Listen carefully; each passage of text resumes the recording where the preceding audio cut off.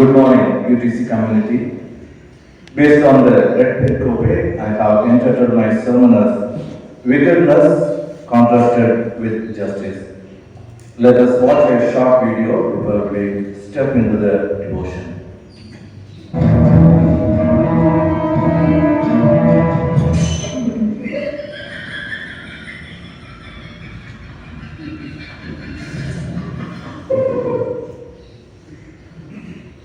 The short reel vividly picturizes how wickedness prevails over justice. The passage, Ecclesiastes 3:16-17, reflects the reality of the society, which is totally opposite to the welfare of the people. The preacher of Wickedness sees all the wicked activities that are replaced instead of justice. The word justice means judgment. In other words, it is an act of deciding a case. It also means as an attribute to the judge, or it is an ordinance delivered by the king. Moreover, the term justice emphasizes that it is one's legal right or privilege. In other words, it means what is right and proper order or the God-given norm to ensure a well-ordered society. However, Kohelet maintains that the justice exercised by humans is corrupt, but wickedness prevails, and precisely where it should not in the realm of public justice. Midrash interprets that the place of judgment as court of judicature, where judges sit and causes are brought before them, and are heard and tried, such as where the jury is Sanhedrin. In the court of judicature, wickedness was there. Wicked judges sat there, and wicked was committed by them. Instead of doing justice, they perverted it, condemned the righteous, and acquitted the wicked, and oppressed the widow, fatherless, and stranger, whose cause being just, they should have defended. The Targum says that lying judges condemn the innocent. And the place of righteousness in which iniquity was there, the Midrash interprets this of the middle gate in Jerusalem, where Nergal-Sharsar and other princes of the king of Babylon sat, and which Solomon foresaw by a spirit of prophecy.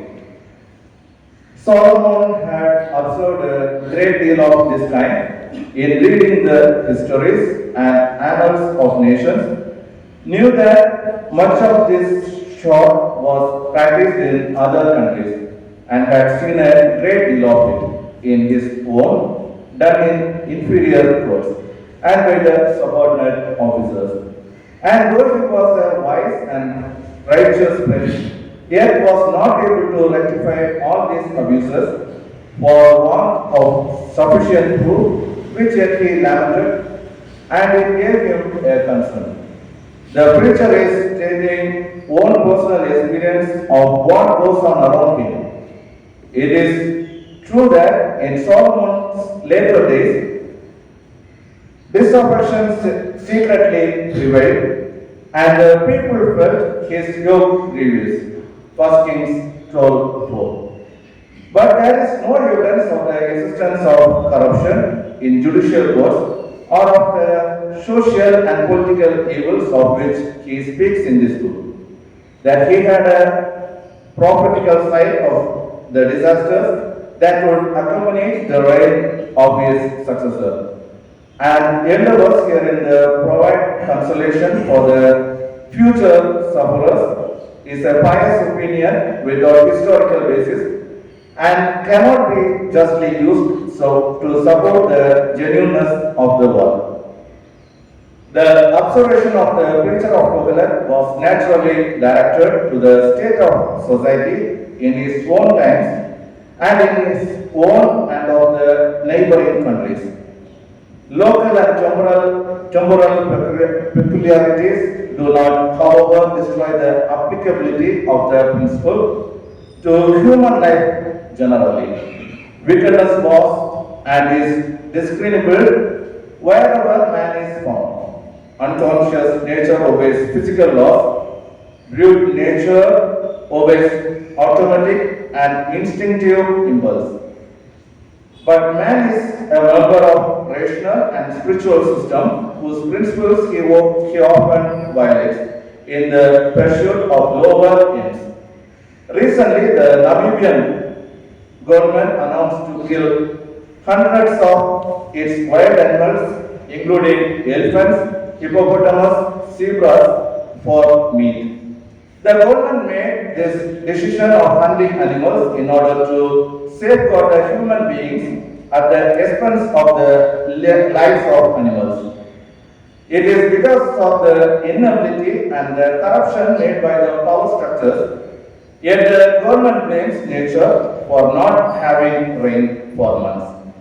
It is quite injustice which will definitely affect the biodiversity and ecosystem. In the buses, we have seen the phrase, don't stretch out your hands.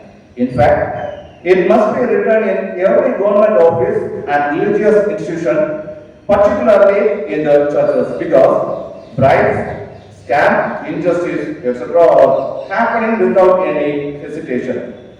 The leader of political ground and spiritual ground are getting corrupted by power. Churches are willing to spend lakhs of money in the name of outreach programs to the farthest villages. But the church is blindfolded to see the poor people in and around the church. This is an evidence of the corruption of power. However, the preacher put an end to this kind of injustice and wickedness, saying that there is a divine and righteous judge to whose tribunal all people must come, and by whose just decisions every destiny must be decided. All characters, the righteous and the wicked alike, will be judged by the God, though the unjust escape the penalty due from a human tribunal, he or she shall not escape the righteous judgment of God. Even if the innocent be unjustly sentenced by an earthly and perhaps corrupt judge, there will be for him a court of appeal, and his or her righteousness shall shine as the noonday.